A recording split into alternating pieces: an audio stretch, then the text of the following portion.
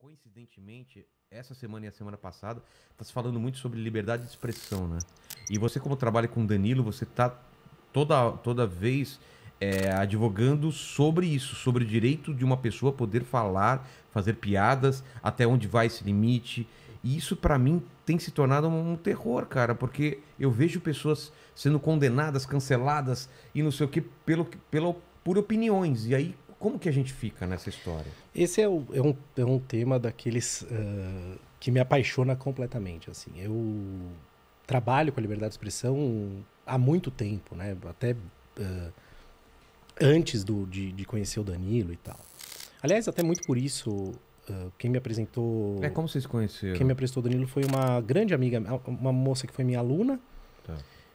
Era namorada do Danilo e acabou se tornando uma grande amiga minha, colega.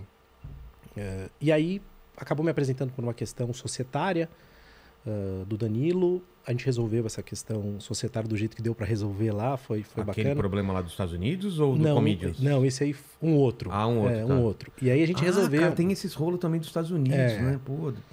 E aí comecei a advogar para ele nessas outras questões de liberdade de expressão. Mas a liberdade de expressão sempre foi um tema que me foi muito caro. Eu conheci o Danilo antes dela, até pelo Twitter. Né? Você já seguia e acompanhava? Porque ele me seguia também. Eu falava umas coisas lá que acho que ele concordava. Tá.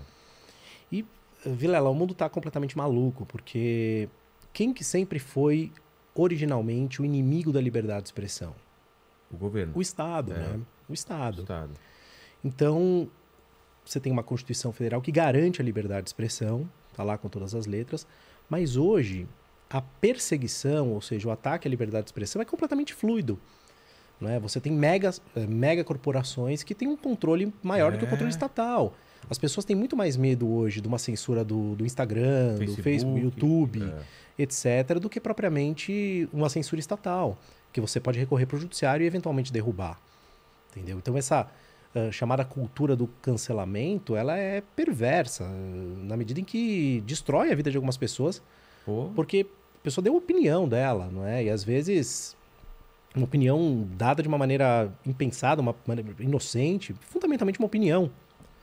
E a vida da pessoa é colocada em xeque em praça pública, pessoa destruída, tida como o pior dos seres humanos. Vão atrás do empregador, dos patrocinadores? Vão atrás do empregador, dos patrocinadores, dos filhos, do marido, da mulher.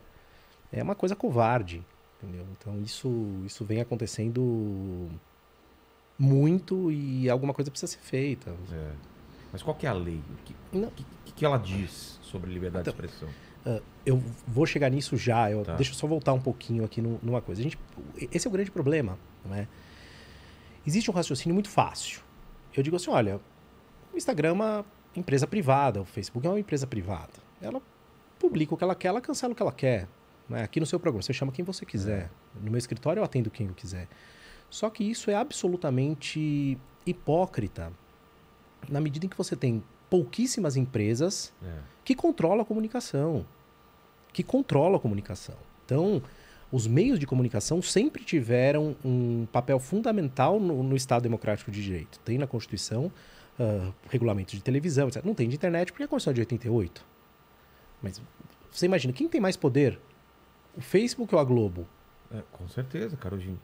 Não, as redes sociais têm mais poder que muito governo, né? De muito país pequeno aí, né? Não precisa ser pequeno. Vê se o Brasil tem o dinheiro para fazer viagem espacial.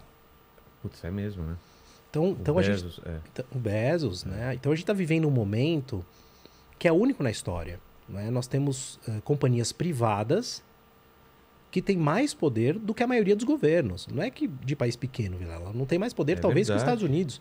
Não tem mais poder que a Inglaterra, mas tem mais poder que a França, por exemplo. Tem muito mais poder que o Brasil, que a maioria dos países da Europa. Quer dizer, então algo precisa ser feito. Então, mas você vai querer que haja uma regulamentação? Deveria haver, né? Alguma coisa, algum tipo de marco regulatório, embora eu seja sempre contra essas regulações, mas eles precisam ter algum limite. Tem um ditado antigo de um padre francês, eu esqueci o nome dele, mas ele dizia o seguinte: entre o forte e o fraco, a lei liberta e a liberdade escraviza. A lei liberta e a liberdade escraviza? É claro, entre o forte e o fraco não tem negociação. Então como é que eu vou negociar com o Facebook, com o Instagram? Tem que colocar uma lei para proteger o fraco, senão... Dizer, olha, vocês não podem... Se tudo pode, vai sempre privilegiar o cara que tem mais grana. Exato. Por que o Vilela pode postar certos conteúdos no Facebook e o outro pode que não pode? Então isso tem que ter alguma coerência. Simplesmente dizer, é meu veículo, eu posto o que eu quero, funciona se nós pensarmos do ponto de vista micro. Do ponto de vista macro, você inviabiliza a comunicação. É verdade. Entendeu? Isso é algo absolutamente que deve ser levado a sério. Agora, o que está acontecendo? Né? Existe essa questão do cancelamento, que é algo quase que incontrolável, porque é o espírito do tempo, né? O que as pessoas, uma minoria barulhenta faz, faz com muita força. Você entende por que a gente está vivendo isso?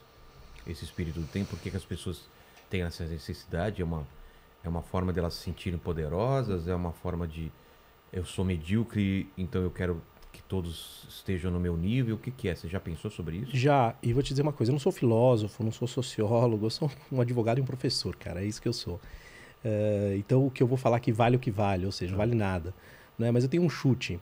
A gente está vivendo uma sociedade, uma época, quando eu digo sociedade, não é uma sociedade mundial, totalmente mimada, né? Totalmente mimada. Então, não falta luz para a maioria das pessoas, não falta água, não falta comida. Vai para o rincão da África e pergunta lá se eles estão preocupados em que banheiro o transexual usa. Linguagem neutra. Linguagem neutra, exato. Vai pro, sabe? A pessoa não tem água potável, vê se ela quer falar com a linguagem neutra. Isso não é um problema real. Então, quando a gente chega num estado de conforto civilizacional como a gente tem hoje, então a gente pode começar a se preocupar com coisas que antes nós não nos preocupávamos. E aí começa essa história de controlar o que o outro diz, ser hipersensível, querer apagar o passado, querer cancelar o Monteiro Lobato, querer derrubar estátuas, entendeu? Então, poxa, vamos erguer estátuas novas, né? Em contraposição. Ao invés de derrubar as velhas, vamos erguer novas e sei lá. Né? Então, existem aí explicações certamente melhores do que essa. Mas eu atribuiria isso a esse comodismo. A sociedade tem remédio, tem penicilina, então as pessoas acabam nos preocupando muito. Quando deu a pandemia da Covid, pode reparar que isso deu uma desaparecida. Ninguém falava nesse assunto. No meio da pandemia. Era só pandemia. Só pandemia. Mas aí veio o cancelamento pela pandemia, né? Veio o cancelamento. Negacionista, quer não sei o quê, máscara, aí virou o assunto. Quando as coisas começaram a se acalmar. Depois claro. de um tempo.